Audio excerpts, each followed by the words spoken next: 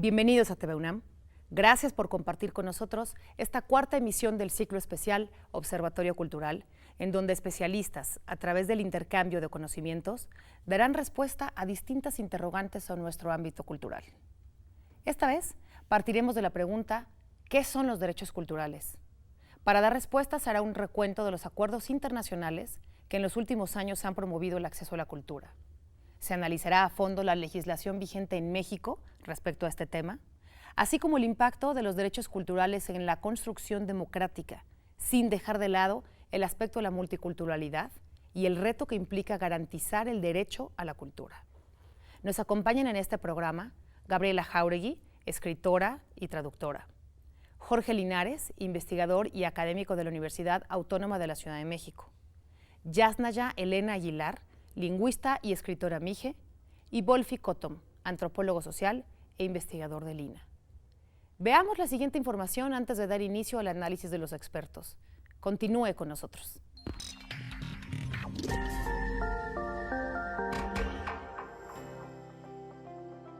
¿Qué son los derechos culturales? El 30 de abril de 2009 se publicaron en el Diario Oficial de la Federación las reformas a los artículos 4 y 73 de la Constitución que promulgaban el derecho a la cultura. Se cumple una década desde que se dio rango constitucional al derecho al acceso a la cultura y al disfrute de los bienes y servicios que presta el Estado en la materia. Pero hasta el día de hoy no se ha materializado este reconocimiento aprobado por ambas cámaras del Congreso, ya que siguen existiendo lagunas y rezagos en las políticas públicas que obstaculizan que el Estado promueva los medios para la difusión y desarrollo de la cultura, atendiendo a la diversidad cultural en todas sus manifestaciones y expresiones, con pleno respeto a la libertad creativa, tal y como instruye la Carta Magna. Dicho derecho constitucional a la cultura ha vivido un largo y en ocasiones atropellado proceso para materializarse en leyes e instituciones. Como lo señala Francisco Javier Dorantes, la modificación al artículo 4 constitucional solo atiende uno de los 3 derechos culturales que se contemplan en la mayoría de las legislaciones internacionales, es decir, el derecho al acceso a los bienes y servicios culturales. El derecho a la creación y el derecho a la difusión del patrimonio cultural están inscritos en otros artículos o leyes que, en mayor o menor medida, tienen una tradición y una consolidación institucional más estructurada en el país. Pero el derecho al acceso a los bienes y servicios culturales, es decir, la posibilidad de que todo mexicano, independientemente de su posición económica o situación geográfica, pueda acudir a un museo, tenga acceso a un concierto de música o a un evento escénico, conozca zonas arqueológicas o pueda leer obras literarias, por mencionar los ejemplos obvios, requiere forzosamente de una compleja infraestructura material y humana que haga todo esto posible. Creados en 1939 y 1947 respectivamente, el Instituto Nacional de Antropología e Historia y el Instituto Nacional de Bellas Artes han sido los organismos encargados de otorgar el acceso a los bienes culturales. En 1988, Carlos Salinas de Gortari creó por decreto presidencial el Consejo Nacional para la Cultura y las Artes, que de facto asumió la rectoría en la promoción cultural y la mantuvo durante casi 3 décadas, a pesar de que jurídicamente el organismo siempre fue cuestionado por ser un consejo sin consejeros, es decir, sin órganos colegiados, además de que carecía del aval del Congreso. En 2015, ahora sí con la aprobación de ambas cámaras, el presidente Enrique Peña Nieto emitió el decreto por el que se creó la Secretaría de Cultura. Pero el nuevo organismo rector de la cultura no logró marcar una diferencia sustancial con su antecesor Conaculta.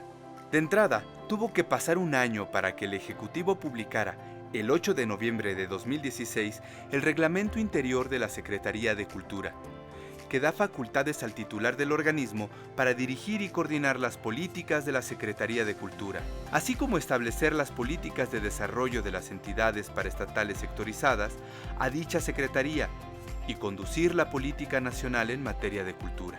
Aun cuando la Secretaría y su reglamento daban la legalidad que adolecía el Conaculta, en los hechos, su papel no tuvo modificaciones sustanciales, y menos si se piensa ante las exigencias que imponía la reforma al artículo 4 constitucional sobre el derecho al acceso a los bienes y servicios culturales. Pasó otro año y fue hasta 2017 que el Congreso aprobó la Ley General de Cultura y Derechos Culturales, la cual regularía el derecho a la cultura que tiene toda persona en los términos de los artículos 4 y 73, esto es, para que promueva y proteja el ejercicio de los derechos culturales y establezca las bases de coordinación para el acceso de los bienes y servicios que presta el Estado en materia cultural. Pero de nueva cuenta, la nueva ley necesitaba un reglamento, y este se publicó en el Diario Oficial de la Federación hasta el 29 de noviembre de 2018, el penúltimo día de la administración de Peña Nieto. El reglamento de la Ley General de Cultura y Derechos Culturales no solo fue aprobada de último minuto, sino que algunos miembros del Consejo Redactor criticaron que el proyecto final fuera una versión light de lo que habían preparado. Cuantitativamente, este argumento se sostiene ante el hecho de que, aun cuando se habían propuesto más de 100 artículos y una treintena de derechos culturales, al final quedaron plasmados en la ley solo 22 artículos y 8 derechos culturales. De acuerdo con el reglamento publicado, toda persona a título individual o colectivo tiene derecho a 1. Elegir su identidad cultural. 2. Conocer su propia cultura y el patrimonio común de la humanidad. 3. Elegir libremente identificarse con una o varias comunidades culturales. 4. Negarse a ser asimilado a una comunidad cultural. 5. Acceder y participar en la vida cultural a través de las actividades que libremente elija. 6. A una formación que contribuya al libre y pleno desarrollo de su identidad cultural. 7. La libertad de expresión, que incluye la expresión artística, la libertad de opinión e información y el respeto a la diversidad cultural. 8. Al desarrollo cultural de las comunidades a las que pertenece. La Ley de Cultura y su reglamento también dedican un capítulo al programa de asignación de vales que mandata la Secretaría para que convoque a las autoridades desde los 3 órdenes de gobierno, así como a los sectores social y privado, a participar en dicho programa. De acuerdo con esta normativa, los vales de cultura buscarían apoyar a proyectos culturales comunitarios y a la realización de actividades culturales y artísticas. Este programa fue incumplido durante el último año de la administración de Enrique Peña Nieto y sigue siendo letra muerta con la presidencia de Andrés Manuel López Obrador. Los vales de cultura no aparecen en ninguno de los proyectos del actual gobierno, y menos aún la colaboración con el sector privado. Si se compara la legislación vigente en México con postulados y legislaciones iberoamericanas, sale a la luz que existe rezago importante en cuanto a los derechos culturales. La Declaración de Hangzhou, colocar la cultura en el centro de las políticas de desarrollo sostenible, adoptada por la UNESCO el 17 de mayo de 2013, es clara en la urgencia de garantizar los derechos culturales, el acceso a los bienes y servicios culturales, la libre participación en la vida cultural y la libertad de expresión artística como elementos fundamentales para forjar sociedades inclusivas y equitativas. Se debe promover un enfoque de la cultura basado en los derechos y el respeto por la diversidad cultural y lingüística dentro de las políticas y los marcos legales nacionales y regionales, incluida la consideración de las minorías, el equilibrio de género y las preocupaciones de los jóvenes y los pueblos indígenas específicos. La declaratoria, por ejemplo, señala que los valores y prácticas culturales, incluidos los de las minorías y los pueblos indígenas, deben integrarse en los programas educativos y de comunicación y deben protegerse y recibir el reconocimiento adecuado. También plantea el vínculo entre educación y cultura al señalar que la alfabetización cultural en las escuelas es una parte integral de la educación de calidad y debe desempeñar un papel importante en la promoción de sociedades inclusivas y equitativas. Se debe brindar un apoyo especial a los programas culturales que fomentan la creatividad y la expresión artística, aprenden de las experiencias del pasado y promueven la democracia y la libertad de expresión, así como también abordan los problemas de género, la discriminación y los traumas resultantes de la violencia. Siguiendo el recuento que hace el informe Cultura en la implementación de la Agenda 2030, creado por el equipo internacional Campaña de Metas Culturales, se indica que los derechos culturales protegen los derechos de cada persona, individualmente y en comunidad, para desarrollar y expresar su humanidad, su visión del mundo y los significados que dan a su existencia y su desarrollo a través de valores, creencias, convicciones, idiomas, conocimiento y artes. En su estudio Derecho Constitucional Cultural Iberoamericano, Raúl Ávila Ortiz recuerda que por derecho cultural debe entenderse el subsistema de normas jurídicas que regula actividades relativas a la educación, la universidad, la ciencia y la tecnología, los derechos de autor, el patrimonio cultural, la promoción cultural y de las artes, los medios de comunicación, el derecho indígena, la promoción de las culturas populares y los símbolos nacionales. Luego de evaluar un grupo de 19 constituciones de países iberoamericanos, Ávila Ortiz ubica 4 derechos culturales que sistemáticamente se mantienen en todos los países: derecho a la educación, derecho universitario, derecho a la promoción artística y cultural y el derecho al patrimonio cultural. Otro problema adicional al momento de pensar en derechos culturales no solo está en las limitaciones que plantea la legislación mexicana frente a normatividades internacionales, sino en los escasos mecanismos de implementación que ofrece una democracia que no ha logrado integrar adecuadamente a la ciudadanía más allá de los procesos electorales. Lourdes Arizpe señala que la democracia se fortalece en la medida en que existe participación ciudadana, pero esta no es suficiente, ya que debe incidir en la dinámica institucional. Para ello, se requiere dotar al Estado de nuevas posibilidades que, en la actualidad, parecen lejanas por su debilitamiento ante intereses particulares como los financieros y de mercados internacionales. Para evitar que continúe en ese camino abierto, en parte por la globalización, se requiere un proceso de apropiación de las instituciones del Estado, que además fortalezca la confianza ciudadana hacia ellas. Si llevamos esta discusión al plano de los derechos culturales, resulta urgente visualizar que una democracia no puede subsistir si la ciudadanía no desarrolla un sentido de pertenencia y apropiación de las instituciones del Estado, y fortalecerla implica reducir la distancia entre gobierno y ciudadanos, particularmente en el ámbito local. En este sentido, habría que preguntar qué esfuerzos está realizando la naciente, pero también debilitada Secretaría de Cultura para reducir la distancia entre gobierno y ciudadanos. En el ámbito social en general y en el cultural en particular, la experiencia ciudadana generada por la relación con instituciones no ha logrado cerrar su distancia para cumplir a cabalidad el mandato de ofrecer los derechos culturales otorgados por la ley. ¿Qué hace falta en México para poder garantizar la aplicación de los derechos culturales? ¿Los programas culturales que promueve la 4T atienden el mandato de la Ley de Cultura? ¿La actual relación entre la comunidad artística y el gobierno federal ha creado realmente mecanismos que vinculen la cultura y la ciudadanía? Desde la ciudadanía, ¿cómo se puede impulsar el respeto y ejercicio de los derechos culturales? La modificación de Conaculta a Secretaría de Cultura ¿logró garantizar el acceso a los derechos culturales? Guión: Edgar Alejandro Hernández. Voz en off: Everest Landa.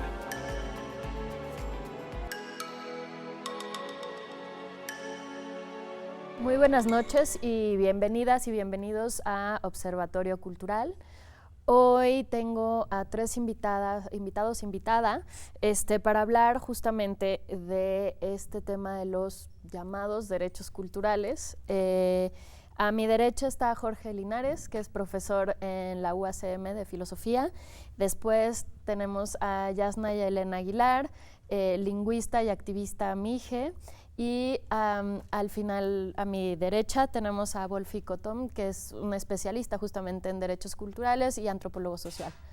Bienvenidos y muchas gracias por venir a platicar con nosotros sobre este tema, que es un poco complejo y polémico de cierta forma, y que quizás podríamos empezar explorando desde el inicio. ¿Qué es cultura? Cultura, creo que si hiciéramos un sondeo tendríamos casi que tantas definiciones de cultura como individuos que respondan a la pregunta. Pero bueno, hay algunas cosas que tenemos que en común, digamos, para hablar de la cultura, y justamente que se tienen que definir para poder hacer cualquier tipo de ley en relación a la cultura. Entonces, no sé si primero que nada, como empezando desde lo más chiquito, que a la vez es lo más grande, ¿cómo definirían cada uno de ustedes cultura? Primero las damas. Muchas gracias por la invitación y bueno, creo que es un espacio muy necesario para reflexionar sobre estos temas. Yo veo como 2 grandes grupos. de cómo se está utilizando la palabra cultura. Por un lado, como cultura como nación a veces, ¿no? Como las diferentes culturas o enunciar un país que es pluricultural. Entonces, que más bien como que de alguna manera culturaliza la existencia de otro tipo de naciones, ¿no? Que no son las que crearon el Estado. Y también como toda manifestación social, sí, toda manifestación social, como por ejemplo hablar de cultura política, cultura cívica, es decir, que es como un gran cajón desastre donde todo es una manifestación de una cultura. Exacto. Eso es como por un lado. Y por el otro, que creo que va en ese sentido lo de la creación de una Secretaría de Cultura, como de manifestaciones estéticas. Y lo dejo así como en grande porque ahí caben manifestaciones artísticas, como muy las bellas artes, pero también culturas populares, como les llaman, que tengo un gran problema con la categoría, pero como toda manifestación estética, como ese subgrupo. Y ahí también, por ejemplo, se meten como la lengua, ¿no? La lengua siempre asociada a la cultura, que es algo en lo que yo no estoy de acuerdo. Pero entonces vería como estos dos, ¿no? Como verlo como una manifestación, casi cualquier manifestación social de la vida en común, digamos. En ese sentido, hasta las estructuras políticas serían una manifestación de cierta cultura. Sin duda. Y por otro lado, como manifestación estética de cualquier tipo. Entonces, en esos dos. Y eso hace que sea difícil de aprender, ¿no? de utilizar incluso. Porque, pues igual, o sea, tener una democracia como se supone que está diseñada es una manifestación cultural de cierta sociedad históricamente condicionada. Entonces, eso es lo que yo veo, ¿no? Como estos dos grandes usos de la palabra cultura.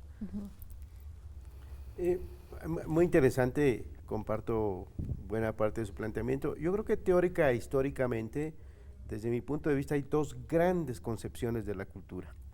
Una que tiene que ver con el tema del cultivo de la razón, del cultivo del espíritu, del cultivo de las bellas artes, de las grandes expresiones culturales que le llaman y que eso ha derivado en el tema de la alta cultura.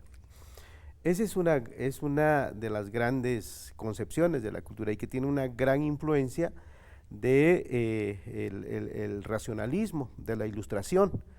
Y el otro gran concepto de cultura es el antropológico. El antropológico que a finales del siglo XIX viene a romper con ese paradigma ilustrado de la cultura y propone a la cultura como un complejo de manifestaciones que abarcarían prácticamente todo lo que es la creación humana a partir de su entorno natural, a partir de su medio ambiente. En este sentido, yo creo que el concepto antropológico se convirtió en un paradigma porque se convirtió en un concepto incluyente, quizás el más incluyente que yo conozca. Los filósofos tienen su propia concepción de la cultura, ¿no? Creo que Bolívar Echeverría lo ha planteado de una manera muy interesante, en el sentido de que la cultura es ese plus que el ser humano agrega a toda su creación cotidiana, digamos, ¿no? Entonces, desde esa perspectiva, teniendo en cuenta estos dos grandes conceptos, estas dos grandes ideas de la cultura, un punto fundamental es cuál es la actuación o qué tiene que hacer el Estado en el ámbito de la cultura, ¿no? Entonces, creo que ahí es cuando ya entramos a discutir temas como políticas culturales, como derecho cultural o derechos culturales, esto que se llama derecho al acceso a la cultura, en fin, pero ya estamos hablando de la intervención del Estado en ese campo de la cultura, ¿no? Entonces, por eso es tan complejo justamente, y de ahí, efectivamente, Gaby, tú decías, a partir de estas dos grandes concepciones de la cultura, hay cantidad de definiciones. ¿Por qué? Porque tienen que ver con teorías, con corrientes, con ideologías, con políticas, con disciplinas de conocimiento, etcétera. Por eso explica la enorme cantidad de definiciones. Pero concepciones como tal, desde mi punto de vista, existen esas dos grandes concepciones. Súper. Y para terminar este segmento, el filósofo, por favor. La definición filosófica de la cultura. Pues coincido. Creo que no habría que posicionarse disciplinariamente con respecto a una definición, sino más bien entender que la donación que nos hacen los estudios antropológicos permite entender, por un lado, que está lo simbólico, vivimos en el lenguaje, somos humanos desde el lenguaje, y desde ahí hay una construcción de valor, ¿no? Y es este lenguaje, es esta dimensión simbólica que en un proceso histórico determinado se objetiva en un campo institucional, y el chiste es que aquí tenemos ese campo institucional y eso simbólico, esas identidades con las que estamos constantemente yendo y viniendo, ¿no? Y a partir justamente de que cultura es también ese campo institucional bajo el paradigma del Estado, bajo el paradigma de las obras, de los autores y ahora de la propiedad privada, tenemos algo que decir. Claro que siempre lo vamos a decir en función de su relación con ese campo más amplio que nos hace humanos, nos define desde el lenguaje y desde la comunicación. Claro. ¿No? Bueno, pues nos queda poquito tiempo para irnos a un corte, pero sí, justo son estas definiciones que tienen que ver con ideología, con filosofía, con muchas cosas, pero también son vivenciales, ¿no? Es decir, la cultura, como tú decías, nos define, digamos, llamarse humano es hacer o vivir cultura desde la cuna, ¿no? Entonces, siento yo que antes que ser ciudadanos, por ejemplo, somos sujetos culturales. Entonces, bueno, ahora, después del corte, vamos a todo el tema de los derechos.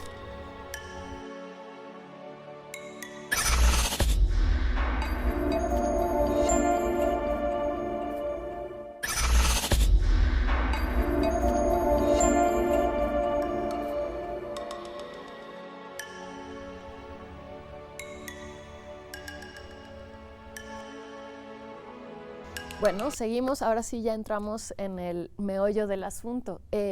¿Cómo nos afecta esto, estas definiciones o estas distintas formas de vivir la cultura y de percibirla desde el Estado, desde las instituciones o bien desde lo personal y vivencial y desde las comunidades mismas? ¿Cómo nos afectan y qué tienen que ver con esta, digamos, forma de llamar a un derecho a la cultura o un derecho al acceso a la cultura y al disfrute? Dice esta ley que, ¿no? Esta modificación constitucional dice que tenemos derecho al acceso a la cultura y derecho al disfrute a la cultura. No sé, ¿cómo lo ven ustedes desde sus trincheras? Desde mi punto de vista, partamos de dos hechos concretos. El fenómeno de la cultura es inabarcable desde el punto de vista de las políticas públicas. Y cuando hablo de políticas públicas me refiero a la intervención del Estado. Así como la cultura como fenómeno social es ilegislable. O sea, no se puede legislar un fenómeno. Es más, la propia ley y el propio Estado son inventos culturales, ¿no? Desde ese punto de vista, entonces, el fenómeno de la cultura como tal, en cuanto a la actuación del Estado, solo abarca ciertos aspectos, ciertos espacios que le interesan al Estado, por el papel que la cultura juega también en la existencia misma del Estado, que al Estado le interesa legitimarse, al Estado le interesa tener elementos de cohesión social, al Estado le interesa de alguna manera tener una proyección en la sociedad que gobierna. Entonces la cultura juega un papel fundamental en ese sentido. En el momento en que el Estado empieza a intervenir, entonces empiezan a definirse, digamos, la relación entre este ente político y los ciudadanos, ¿no? A partir de ahí empiezan a ponerse reglas, normas, a crearse instituciones administrativas, instituciones de conocimiento, etcétera. En esa medida, entonces, digamos que el Estado abarca aspectos que le interesan, que le sirven, que le son útiles y otros que no, los va dejando, digamos, de lado, porque en ese momento probablemente no le sean útiles. Quizás con el curso del tiempo o la exigencia de la sociedad, el Estado vaya abarcando otros ámbitos de la cultura. En esa medida es entonces que la actuación del Estado nos llamémosle así, nos impacta como ciudadanos, ¿no? En la medida en que crea bienes y servicios, en la medida en que crea instituciones, en la medida en que crea normatividades. Entonces, por eso es relevante, pero termino esta intervención señalando que cuando hablamos del Estado parece que habláramos de un ente lejano, ¿no? Que viene y se plasma, digamos, sobre nosotros o nos impacta en ese sentido. pero no olvidemos que nosotros también somos parte del Estado. Es decir, el Estado es el resultado de la organización social, de la forma como una sociedad decide organizarse políticamente, aunque hay una crítica que se ha hecho que el Estado parece que se ha olvidado de los fines sociales, de los fines de la sociedad que gobierna y se ha convertido en un interés en sí mismo, ¿no? En un fin en sí mismo. Ahí es donde hay una polémica respecto de la acción de la aplicación de las políticas. Claro. Jazz, creo que tú aquí tendrías algo que decir en relación a cultura y Estado y nuestra relación también. Sí, claro, como dice, yo estoy muy de acuerdo en que es inabarcable, o sea, no hay manera de legislar la vida toda, ¿no? Como una manifestación. Y en ese sentido, como pueblos indígenas, que ahora hablaba de cómo el Estado también somos nosotros, o creamos este tipo de organización. En ese sentido, los pueblos indígenas no participamos de la creación del Estado, ¿no? Y en esto de proyectar una idea cultural, la idea de la cultura mexicana fue muy pernicioso para la existencia misma de los pueblos indígenas, porque al tener, digamos, casi una élite criolla creando un Estado que no fue un pacto confederado de todos los pueblos que existían, fue muy importante crear la idea de una cultura mexicana. Y esa cultura mexicana está creada sobre todo con la apropiación cultural de elementos propios de los pueblos indígenas, con una apropiación cultural indebida, dado que al mismo tiempo que se estaba haciendo todo lo posible bajo políticas públicas como la castellanización para matar, por ejemplo, las manifestaciones culturales de pueblos nahuas vivos, se apropiaba elementos como el escudo nacional como otros muchos elementos que tienen que ver sobre todo para pueblos mayas y pueblos nahuas, con esa herencia para crear esta idea de una cultura mestiza, homogénea, y a la que debíamos adscribirnos todos. Y eso fue terrible para nuestras lenguas, para nuestras manifestaciones culturales, para el borramiento también de otras maneras de organización política y social propias nuestras, ¿no? Entonces, la intervención del Estado en la creación de esta cultura y de esta identidad nacional cultural ha sido terriblemente lingüicida, incluso en muchos casos genocida. Entonces, ha sido terrible la intervención y la creación activa de una identidad y una cultura que está, por un lado, matando, ¿no?, otras manifestaciones y apropiándose de lo que puede para crear esta cultura mexicana. Entonces, otra vez, la legislación sobre la protección o el cambio en la Constitución, segundo constitucional, y el declarar a México como una nación pluricultural entraña todo este proceso atrás, ¿no? Sí, como hay muchas contradicciones, digamos, en la formación misma de este tipo de definiciones y también de leyes, y al mismo tiempo, como decían, al privilegiar ciertas cosas se oscurecen o se dejan a un lado otras. No sé, Jorge, ¿qué sientes? Hace rato hablábamos tú y yo de temas hasta como de precarización laboral, etcétera. ¿Qué queda fuera de este tipo de, digamos, de intentos de legislar o de privilegiar ciertas definiciones de la cultura? Pues mira, en el corazón mismo de la definición de cultura o las definiciones siempre se ha remarcado la idea de la pertenencia y la idea de propiedad, ¿no? Así es que cuando Platón, digamos, apuntala la definición de lo propio, está mirando al extranjero, ¿no?, bajo un margen, bajo una frontera. Y la definición occidental que ha cargado con este corazón de propiedad tiene consecuencias hasta nuestros días, porque tiene implicaciones en cómo nos vinculamos con la diferencia. Y cuando se constituye el Estado posrevolucionario, se piensa en una lengua y se mira bajo nuestros propios muros construidos, nuestro propio etnocentrismo, la idea del otro, y el otro está construido también desde el temor de una Babel, ¿no?, de que su habla tenga presencia en lo público, pero no solo su habla, sino también su manera de relacionarse con un territorio específico, con su autonomía, con sus maneras de tejer el mundo, ¿no? También, o sea, de tejer su cosmovisión. Hay pueblos actualmente, por ejemplo, los amuzgos, que siguen tejiendo su cosmovisión, ¿no? La manera en cómo producen los alimentos, que a su vez son también parte de esa cosmovisión. Como nosotros lo vemos desde fuera, ¿no? Dividimos los alimentos en una cosa y nuestras creencias en otra, pero la diferencia es algo que hay que entender en el mundo de hoy para poder discutir en otros planos, como en el legal, como en la definición de Estado, como la manera en cómo la comunidad se puede relacionar con el Estado, porque habrá que discutir si lo común a lo que nosotros hoy entendemos como los mexicanos, ¿no? En los diferentes Méxicos posibles, es lo mismo que lo público, y de qué manera lo público también está condicionado por dinámicas de privatización, ¿no? Podemos dar una larga lista de ejemplos de cómo el extractivismo, la apropiación y las diversas formas de apropiación y de expropiación socavan las diferentes manifestaciones otras culturales.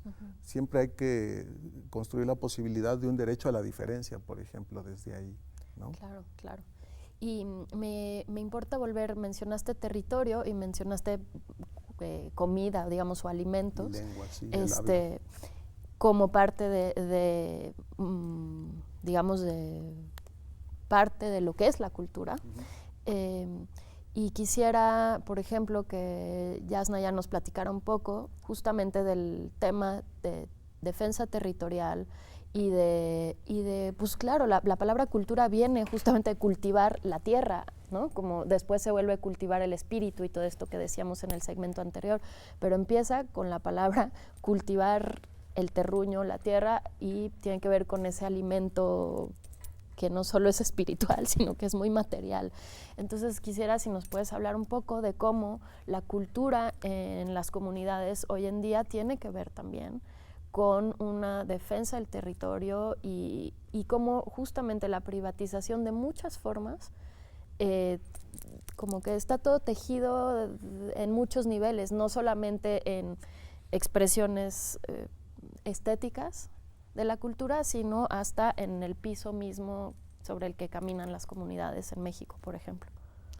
Sí, es como que el Estado se relaciona, digamos, de la manera más cómoda que se relaciona con los pueblos indígenas es con lo que le llama cultura, ¿no? Entonces, sí, porque es bastante apropiable, porque sustenta folclóricamente la esencia mexicana, pero en cuanto es digamos, esa reivindicación de lo propio se tiene que ver con el territorio, entonces ya hay un conflicto con el Estado, ¿no? Y eso sucede normalmente cuando se atenta contra el territorio, que en la lógica actual, con todas las concesiones que hay en pueblos indígenas, todas las concesiones mineras, el caso de mi comunidad que tiene que ver con despojo de manantial del agua y toda la protección que hay a estos agentes que están despojando, entonces ya no es, la relación ya no es cómoda, es confrontativa. Y a veces es difícil hablar de mantener, digamos, de mantener todas las manifestaciones que hay estéticas, culturales en los pueblos y en las comunidades, cuando la vida misma está en riesgo. Claro. Es decir, todas esas manifestaciones tienen un lugar y que tienen que ver en muchos casos con una relación compleja con el territorio. Tenemos que irnos a corte, perdón que te interrumpa, y ahora volvemos para seguir platicando de todos estos temas tan interesantes y difíciles de entender de primera.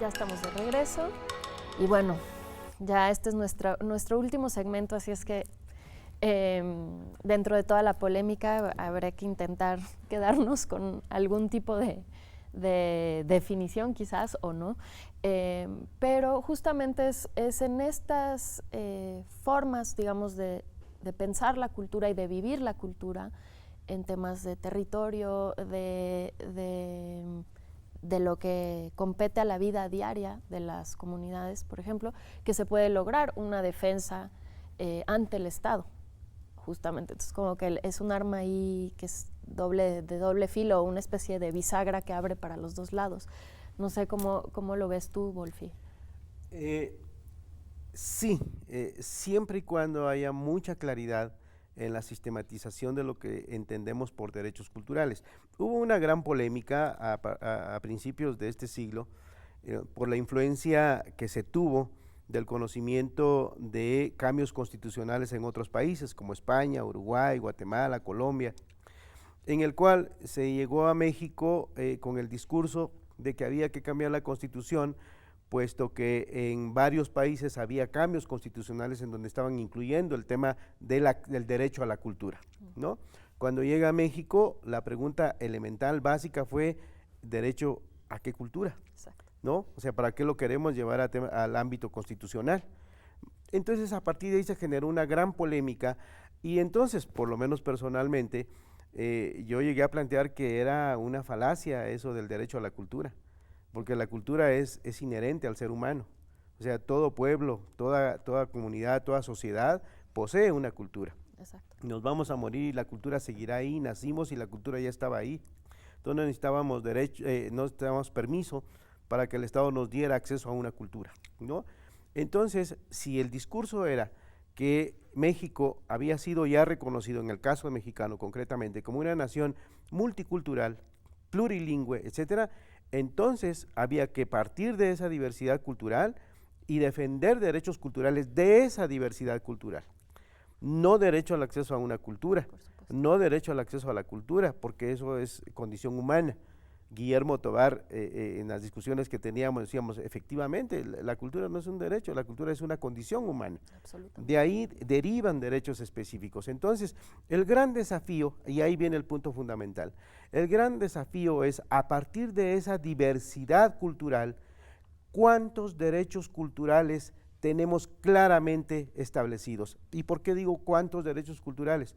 Porque desde mi punto de vista hay derechos culturales que son derechos humanos y hay derechos culturales que no necesariamente son derechos culturales, que pueden ser reclamados administrativamente, jurídicamente, etcétera, pero como derechos humanos, ahí estaba el gran fondo de la discusión. Desde esa perspectiva, entonces, el gran desafío fue lograr incidir en el planteamiento de la Constitución. El reportaje, por ejemplo, que se nos planteó, cita solo una parte del artículo, del párrafo 12º del artículo 4º constitucional. No citó la otra parte.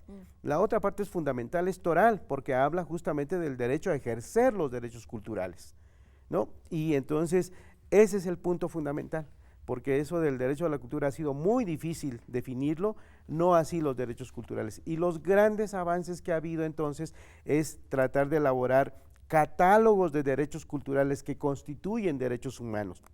Hablaba hace un momento la maestra del tema del territorio. El tema del territorio perfectamente es un derecho cultural como derecho humano, porque es el derecho que tiene un pueblo, una sociedad, una comunidad a tener un territorio en donde habitar, a concebirlo de una manera determinada, a ejercer una cosmovisión sobre esa base y a definir su dinámica cultural. Entonces, es algo que tiene que ver con la dignidad humana, es algo que tiene que ver con el derecho de los pueblos, y desde esa perspectiva, entonces, el gran desafío es tener catálogos claramente de cuáles son esos derechos culturales que constituyen derechos humanos, porque sobre esa base, entonces, hay el gran desafío de los derechos culturales, una vez catalogados, es su exigibilidad, porque podemos ponernos en la ley, y derecho a la lengua, y derecho a la identidad, etcétera. Sí, pero si no hay mecanismos para defenderlos no sirve de nada, es meramente declarativo. Entonces el gran desafío ha sido, y esa es la gran carencia de la ley esta de cultura y derechos culturales, porque dice el reportaje, reconocen 8 derechos culturales, no reconocen derechos, no reconocen 8 derechos, reconocen 9 y más dejan abierto lo que esté reconocido en tratados internacionales, etcétera. O sea que no tenemos idea de cuántos derechos, ¿no? Pero el tema es que establece ese catálogo, pero no dice cómo se van a defender. Lo más que dice, si no mal recuerdo, es el artículo 12, que las autoridades, las instituciones, las entidades federativas establecerán programas, políticas para defender los derechos culturales.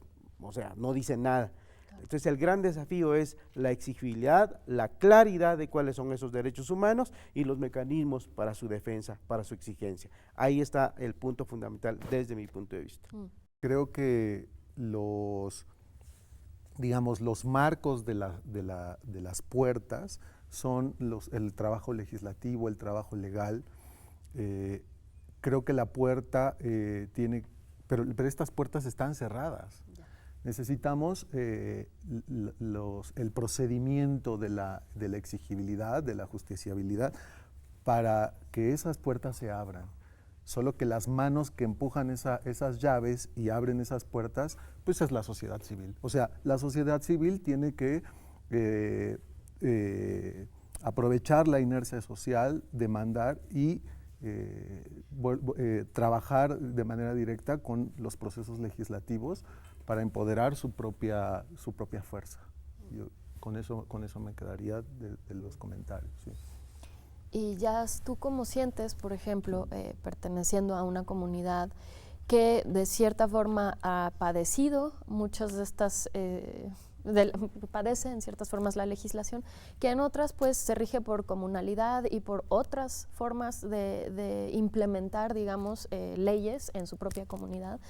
Entonces, ¿cómo, no? O por ejemplo, ahora cuando se postuló la vocera del Consejo Indígena de Gobierno, digamos, hay momentos en los que las comunidades indígenas en México han dicho, ok, estas leyes hay que ponernos allí, ¿no? A empujar esas puertas, queremos participar, hay que modificar estos marcos porque estas puertas no cabemos en ellas o lo que sea. Y hay otros momentos, el zapatismo es otro ejemplo también, en los que dicen, no, nosotros ni usamos puertas, vamos, para seguir con la metáfora. Nosotros queremos resbaladillas, ventanas, huecos, no sé, otras cosas. Entonces, ¿cómo podemos empezar a implementar, a exigir ciertos de estos derechos o no? ¿O en qué momento no interesa eso? ¿O cómo lo ves tú desde tu punto de vista? Yo creo que, bueno, primero pues hay una gran diversidad, ¿no? El caso de un pueblo o la sociedad rarámuri, pues sí va a ser bien contrastante con el caso de mi comunidad, que es una comunidad mije, en la sierra, en norte de Oaxaca. Entonces yo creo que es difícil un poco establecer la diversidad de reacciones que hay.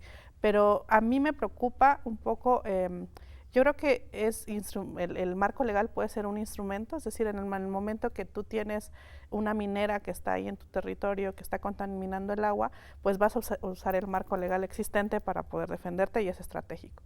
Y en ese sentido creo que es más un asunto de defensa, porque nosotros tenemos nuestras propias instituciones culturales. Un ejemplo muy claro son las escuelas de música en la región mije. Cada comunidad ha gestionado con o sin el Estado, con nuestros propios recursos, mantener una banda filarmónica que no es nada barato, pero que es muy importante para nosotros.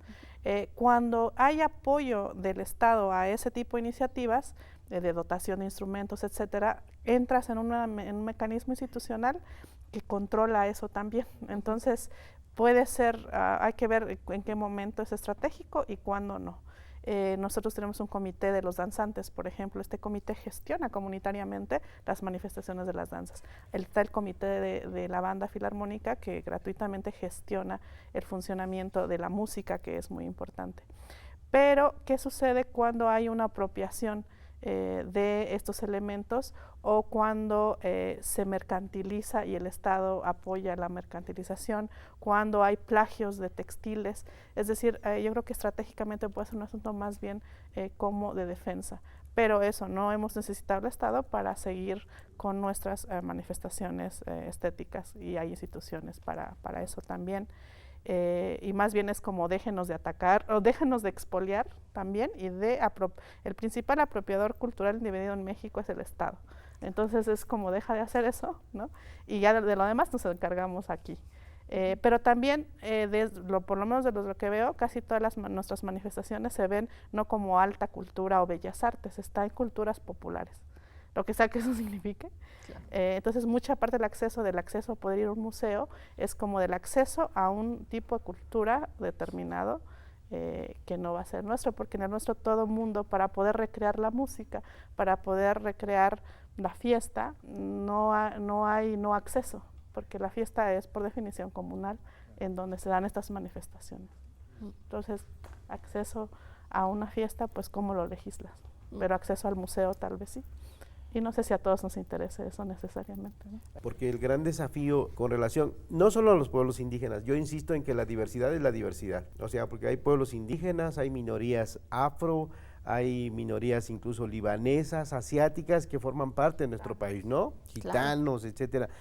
Efectivamente. Entonces, el gran problema en este caso es el tema del pluralismo jurídico, porque estamos hablando de una legislación positivista, claro, y ya está demostrado que la legislación monolítica no resuelve suficientemente los conflictos.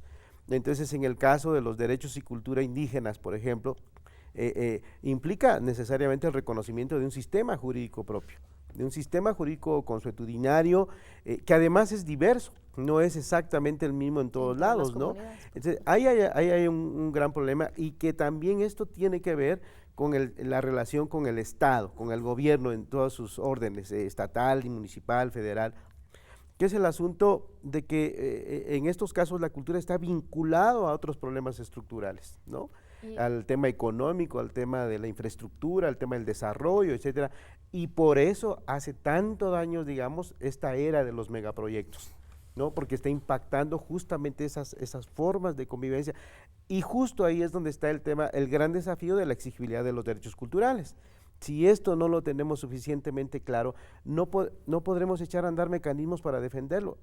Termino diciendo nada más, los derechos culturales es un tema de la sociedad, como bien decía, ¿no? Es un tema que si no lo defendemos nosotros, no va a pasar nada. No esperemos que el Estado venga a decir, ay, sí tienen sus derechos culturales. No, es un tema de la sociedad fundamentalmente. Y ahí, en esa nota de autodefensa de nuestros derechos culturales, lo vamos a tener que dejar porque ya se nos pasó el tiempo.